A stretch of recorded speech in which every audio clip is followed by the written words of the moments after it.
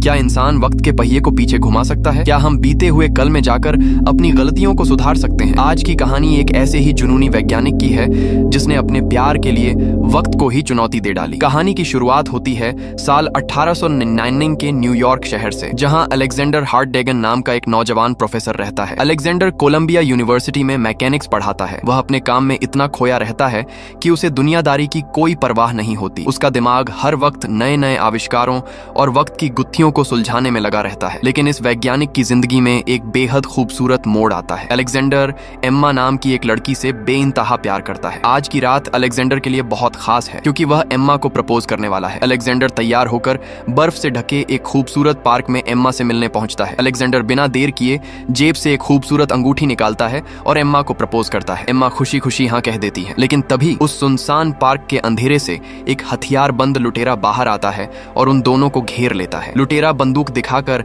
Alexander से उसकी जेब घड़ी और कीमती सामान मांगने लगता है। अलेक्जेंडर बिना कोई विरोध किए सब कुछ सौंप देता है, लेकिन तभी लुटेरे की नजर एम्मा की उंगली में चमचमाती उस नई अंगूठी पर पड़ती है। वह एम्मा से अंगूठी छीनने की कोशिश करने लगता है, जिसे देखकर अलेक्जेंडर खुद को रोक नहीं पाता। अलेक्जेंडर एम्मा को बचाने के लिए लुटेरे पर झपट पड़ता है और दोनों के बीच हाथापाई शुरू हो जाती है। इसी खींचतान में अचानक लुटेरे की बंदूक से गोली चल जाती है। गोली सीधे एम्मा के सीने में जा लगती है और वह वहीं बर्फ पर गिर जाती है। लुटेरा घबराकर अंधेरे में भाग जाता है। अलेक्जेंडर रोते हुए एम्मा को अपनी बाहों में उठा लेता है, लेकिन घाव बहुत गहरा था और कुछ ही पलों में एम्मा अलेक्जेंडर की बाहों में दम तोड़ देती है। इस दर्दनाक हादसे ने अलेक्जेंडर को पूरी तरह तोड़ कर रख दिया। वह खुद को इस हादसे का जिम्मेदार मानने लगता है और यहीं से शुरू होता है उसका एक खौफनाक जुनून। एम्मा की मौत के बाद अलेक्जेंडर खुद को पूरी दुनिया से अलग कर लेता है। वह अगले 4 सालों तक अपने कमरे में बंद रहता है। उसका सिर्फ एक ही मकसद बन चुका था, वक्त को पीछे मोड़ना और अपनी एम्मा की जान बचाना। दिन रात की कड़ी मेहनत और रिसर्च के बाद आखिरकार अलेक्जेंडर एक ऐसी मशीन बनाने में कामयाब हो जाता है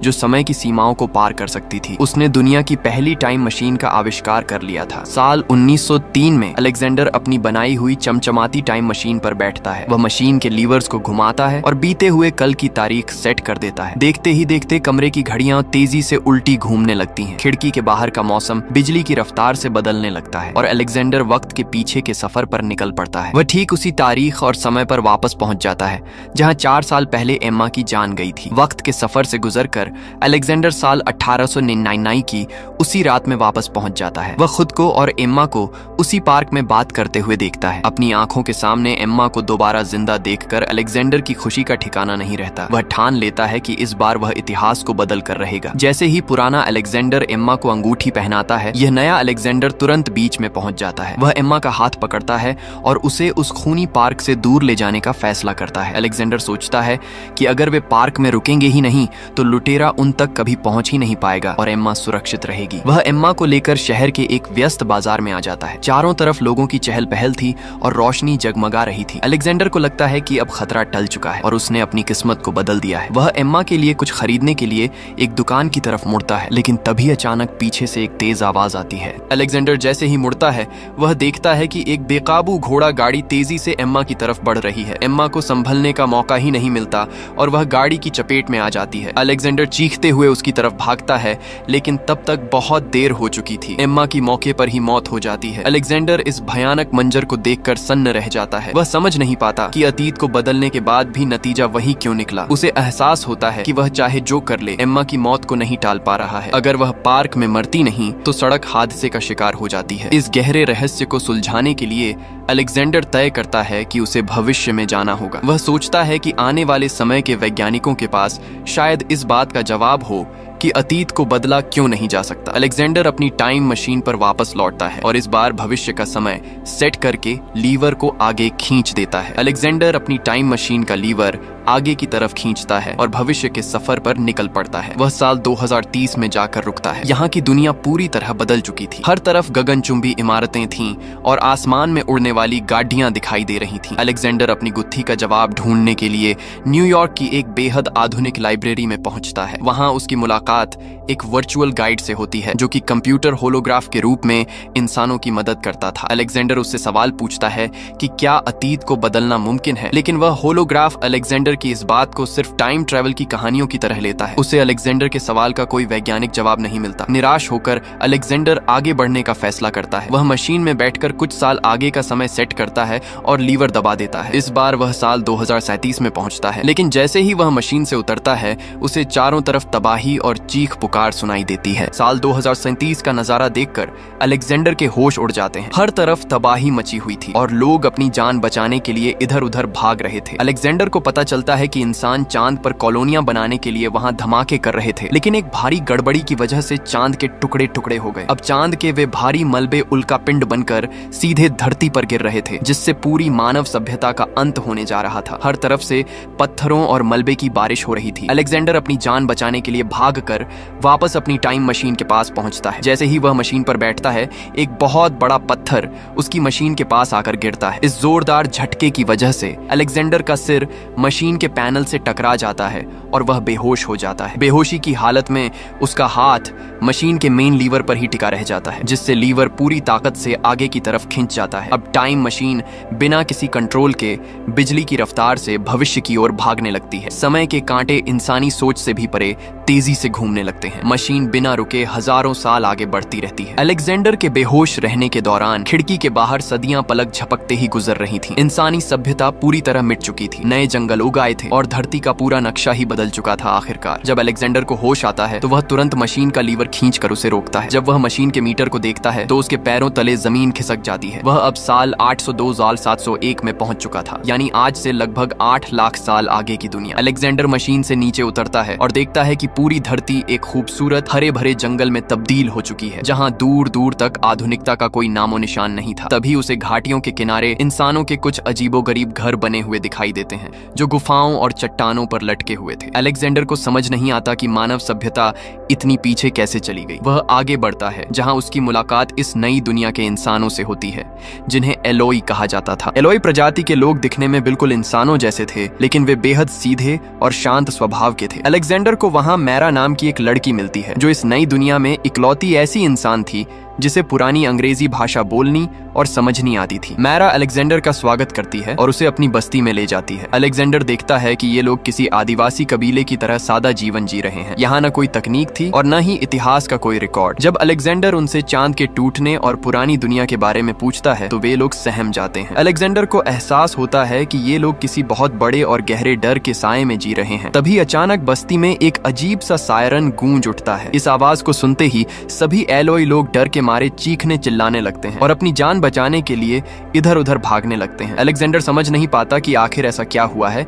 जो ये लोग इतने खौफ में आ गए हैं। तभी जमीन के नीचे से बेहद डरावने और खूंखार जीव बाहर निकलने लगते हैं। इन जीवों को मॉलॉक्स कहा जाता था। मॉलॉक्स दिखने में किसी दरिंदे जैसे थे, जिनकी आंखें अंधेरे में चमक रही थीं। वे क्रूर शिकारी थे जो जमीन के नीचे अंधेरी गुफाओं में रहते थे और दिन के उजाले में ऊपर आकर एलोई कबीले के मासूम लोगों का शिकार करते थे। पूरी बस्ती में हाहाकार मच जाता है। मॉलॉक्स के हाथों में अजीब से जाल थे, जिनसे वे भागते हुए इंसानों को पकड़ रहे थे। अलेक्जेंडर यह सब देखकर दंग रह जाता है। वह मैरा को बचाने की कोशिश करता है, लेकिन तभी एक खूंखार मॉलॉक मैरा पर झपट पड़ता है। अलेक्जेंडर उस जीव से मुकाबला करने की कोशिश करता है, पर मॉलॉक्स की ताकत के आगे वह टिक नहीं पाता। मॉलॉक्स मैरा को पकड़ लेते हैं और उसे घसीटते हुए जमीन के नीचे बनी अपनी अंधेरी सुरंगों की तरफ ले जाने लगते हैं। अलेक्जेंडर होश संभालकर मैरा को बचाने के लिए आगे बढ़ता है, लेकिन तब तक सारे मॉलॉक्स इंसानों को लेकर जमीन के नीचे गायब हो चुके थे और सुरंगों के रास्ते बंद हो चुके थे। वह होलोग्राफ पिछले 8 लाख सालों से बिना रुके चल रहा था और उसके पास इस पूरी दुनिया के इतिहास की जानकारी थी। उस होलोग्राफ से अलेक्जेंडर को एक बेहद चौंकाने वाली बात पता चलती है। चांद के टूटने के बाद इंसानी सभ्यता 2 हिस्सों में बंट गई थी। जो लोग जमीन के ऊपर रह गए वे सीधे सादे एलोई बन गए और जो लोग बचने के लिए जमीन के नीचे चले गए वे वक्त के साथ खूंखार शिकारी मॉलॉक्स में बदल गए। अब अलेक्जेंडर तय करता है कि वह मैरा को बचाने के लिए जमीन के नीचे मॉलॉक्स की खौफनाक दुनिया में कदम रखेगा। अलेक्जेंडर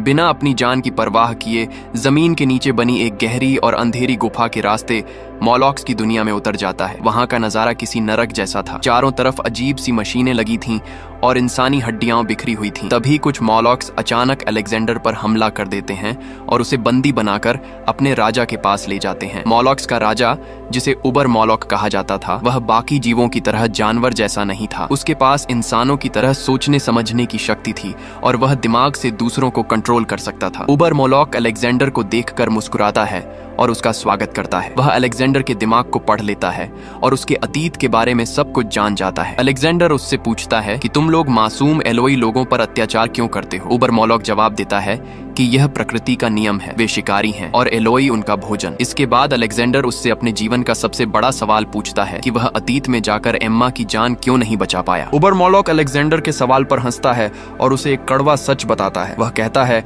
कि एम्मा की मौत ही वह वजह थी जिसने अलेक्जेंडर को टाइम मशीन बनाने के लिए मजबूर किया। अगर एम्मा उस रात न मरती तो अलेक्जेंडर कभी टाइम मशीन बनाता ही नहीं। इसीलिए अतीत में जाकर एम्मा को बचाना मुमकिन ही नहीं है, क्योंकि अगर वह बच गई तो टाइम मशीन का वजूद ही खत्म हो जाएगा। ये सुनकर अलेक्जेंडर का दिल टूट जाता है। उबर मॉलोक अलेक्जेंडर को उसकी टाइम मशीन वापस सौंप देता है जो उसके सैनिक जमीन के नीचे उठा लाए थे। वह अलेक्जेंडर से कहता है कि अपनी मशीन लो और वापस अपने समय में लौट जाओ, क्योंकि तुम इस दुनिया की हकीकत को नहीं बदल सकते। लेकिन अलेक्जेंडर बिना मैरा के वापस जाने से साफ इनकार कर देता है। वह मैरा को आजाद कराने के लिए उबर मॉलोक पर झपट पड़ता है। दोनों के बीच एक भयानक लड़ाई शुरू हो जाती है। उबर मॉलोक अपनी दिमागी ताकतों से अलेक्जेंडर पर भारी पड़ने लगता है, लेकिन अलेक्जेंडर हिम्मत नहीं हारता और उसे घसीटते हुए चालू टाइम मशीन के अंदर ले आता है। दोनों के बीच चालू टाइम मशीन के अंदर ही जिंदगी और मौत की जंग छिड़ जाती है। इसी खींचतान में मशीन का लीवर दब जाता है और टाइम मशीन बहुत तेजी से भविष्य की तरफ बढ़ने लगती है। मशीन के अंदर समय की रफ्तार इतनी तेज थी कि जो भी चीज मशीन के सुरक्षा घेरे से बाहर होती उसका समय तेजी से बीतने लगता। अलेक्जेंडर किसी तरह खुद को संभालता है और उबर मॉलोक को मशीन के सुरक्षा घेरे से बाहर हवा में धकेल देता है। जैसे ही उबर मॉलोक का शरीर मशीन से बाहर निकलता है, वक्त की भयानक रफ्तार के कारण उसका शरीर पल भर में बूढ़ा होने लगता है। देखते ही देखते उसकी त्वचा सड़ जाती है और वह कंकाल में बदलकर राख हो जाता है। इस भयानक लड़ाई के बाद अलेक्जेंडर तुरंत मशीन को रोकता है। जब वह बाहर देखता है तो हैरान रह जाता है। वह साल 635 में पहुंच चुका था, यानी आज से करोड़ों साल आगे। वहां की धरती पूरी तरह बंजर और वीरान हो चुकी थी, जहां जीवन का कोई नामो निशान नहीं बचा था। अलेक्जेंडर को समझ आ जाता है कि अगर वह पीछे नहीं लौटा तो सब कुछ खत्म हो जाएगा। अलेक्जेंडर बिना देर किए टाइम मशीन को वापस साल 802,701 में ले आता है, जहां वह उबर मॉलोक से लड़ते वक्त मैरा को छोड़कर गया था। वह मशीन से उतरकर सीधे मॉलोक्स की अंधेरी गुफाओं की तरफ भागता है। वहां पहुंचकर वह कैद में रखी मैरा और बाकी एलोई लोगों को आजाद कराता है। लेकिन तभी गुफाओं के कोने कोने से सैकड़ों खूंखार मॉलोक्स